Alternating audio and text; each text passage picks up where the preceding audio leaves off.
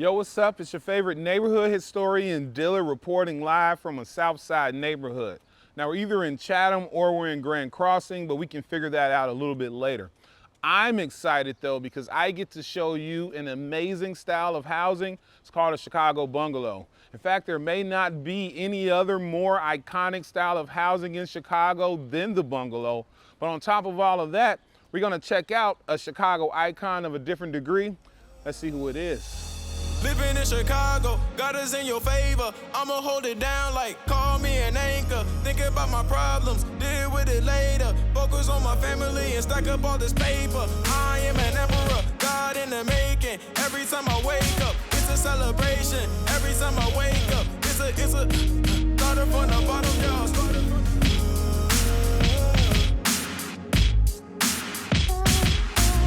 I don't like it unless we Born Shay Smith, Rhymefest is a musician and activist from the south side of Chicago. He's famously known for his collaboration with Kanye West on the song Jesus Walks. He helped both John Legend and Chicago native Common write the song Glory from the film Selma. Today, he's using his musical and artistic talents to entertain, inspire, and advocate for positive change.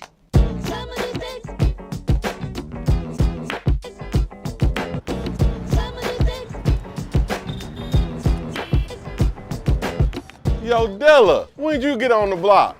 What up, brother? Well, welcome to my father's house, AKA my great-grandmama's house. Well, come on in, man. Let me tell you a little bit more. My wife and I, we do a lot of work internationally, and these are some of the instruments that we've been able to collect, like some original African instruments, the kora. People think this is a xylophone, but this is not a xylophone. All of these instruments come from Ghana and Senegal. This is the Grammy for Jesus Walks, right? But look at the scratches on it. Look, it's kind of broke. And I take pride in that because this is from all the classrooms I've taken it to. And all the kids, I let hold it and drop it and scratch it. If it didn't have any scars on it, that means I'm not using it for anything. You probably know more about the history of the Chicago bungalow than I do. I know this house was built, was it 1800s? Well, actually, the Chicago bungalow started to be constructed between 1910 and the mid-1930s. The Chicago bungalow was born from the bungalow cottage, which was built out in California. It's like a vacation home for super rich people. So what makes a Chicago bungalow a bungalow? Well, for starters, it has to be made of brick. Also needs to have a basement that's below the actual house. It needs to have 1.5 stories and a pitched roof. Starting in 1909, we redid the Chicago address grid, and we also changed the Chicago lot sizes. Chicago lot sizes became 25 feet across the front and 125 feet going towards your backyard. And so bungalows were the perfect housing stock for that very small lot. It allowed you to build your house toward the back. That's why the Chicago bungalows are an endearing part of Chicago today.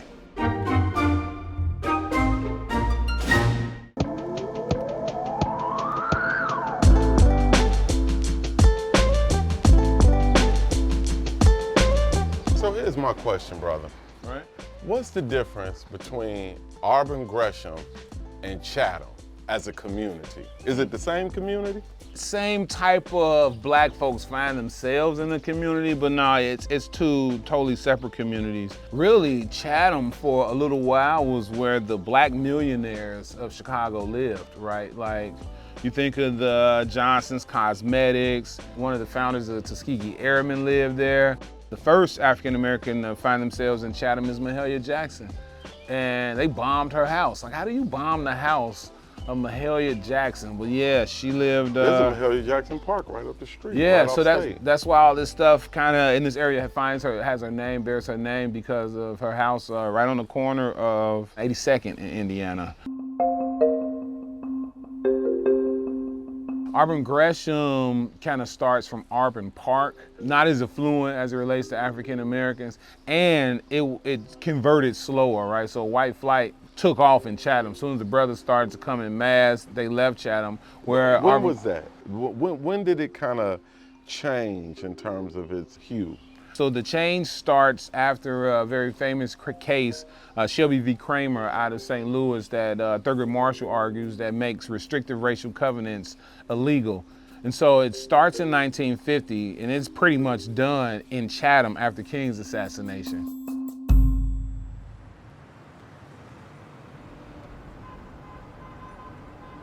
You kind of like the person that the torch has been passed to. You remind me of Robert Abbott, who founded the Chicago Defender.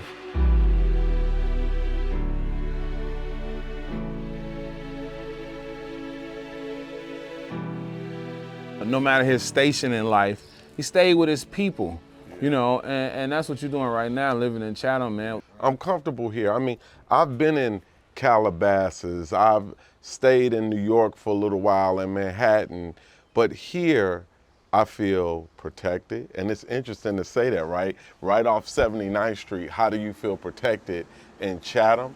Because when I walk down the block with my dog and my family and everybody waves hi, that's what they did to my grandfather. He was a man that helped all the kids in the neighborhood, and I learned that the neighborhood respected the service he gave, and the neighborhood serves back love. What you're doing and what I'm doing is giving an example that that's possible.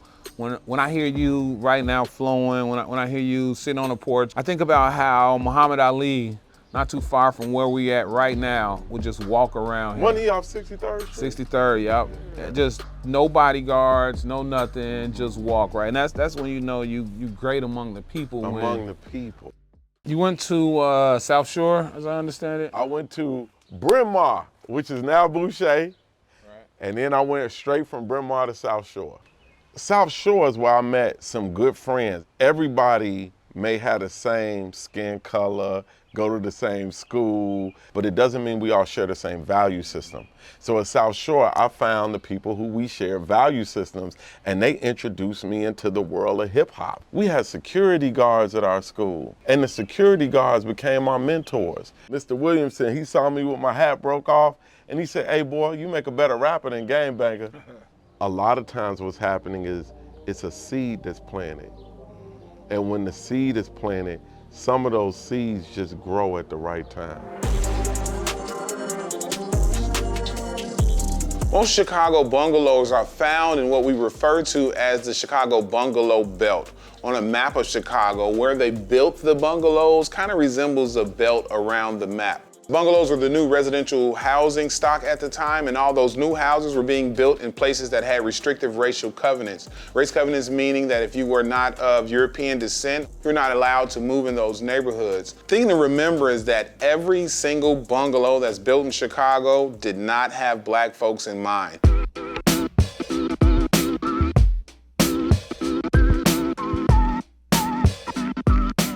I think whenever you get a home, it's up to you to fill it up with something different. So I just turned the bar into a library, and this book right here goes into Che's relationship with Malcolm X that a lot of people didn't know existed. And this book, our friend, our girl, Natalie Moore, The Almighty Black Peace Stone Nation. Yeah, that's a book. You can't have a library in Chicago. I love Dempsey Travis. Come on, brother. My pops is in this book, man. Really? Yeah, there's a picture of a police officer escorting Harold Washington to his grave. That's my old man, bro. This your father? Yeah. It's such a complex thing for me to have a father that was a police officer, right? Because we live in a city where 16 shots and a cover-up and so many other things. But my dad was vice president of the African American Police League. They were a union inside of a union that advocated for the rights of black people to not be bothered unnecessarily and unjustly by Chicago police. And so the black mayors would typically pick them to be their bodyguards. And he being the first, he had all members of the African American Police Your dad's League. in the front of the procession. Yeah, he led the procession to Harold's final resting place. Hey, this is what I always say, bro. Greatness don't come out of nowhere. Yeah, right. Greatness comes from something. Yeah, that's my old man, bro. I love that I got your DNA in my library, man. It's a blessed library.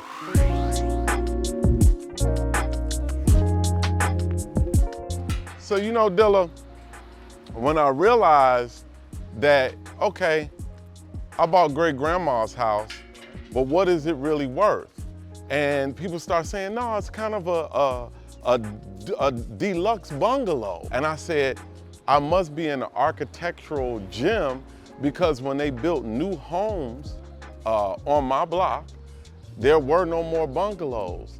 These are the new homes they built. So this is the new construction. So what I'm wondering is Chicago not building bungalows anymore? So why do we stop building Chicago bungalows? A thing we shouldn't have stopped doing. We stopped building bungalows in the mid-1930s, and following the Great Depression, we're not able to get our hands on the same types of materials that we formerly were able to get our hands on before the Great Depression. But also, since 1981, here in Chicago, we really haven't been using or making real bricks. Today, when you see something being built, it's mostly made of like facade brick. It looks like brick. It's kind of sort of hard and plaster, but it's not real brick. In fact, even the wood frame houses we build today, if you pull out a tape measure, your 2x4 does not measure 2 inches by 4 inches. So it's really sad that we're not building Chicago bungalows anymore. They've been around for more than 100 years, and they're going to be around for 100 more years. We can talk some history, we can talk some politics. Can we talk some ribs? Let's do that. Come on, let's go, bro. In my family, generationally, we were also about the classic Chicago streetcar. All the car clubs in Chicago, Come they on, meet bro. on Stony Island or South Shore. This is my '89 Chevy Malibu. This is gonna be the first time I started up all summer.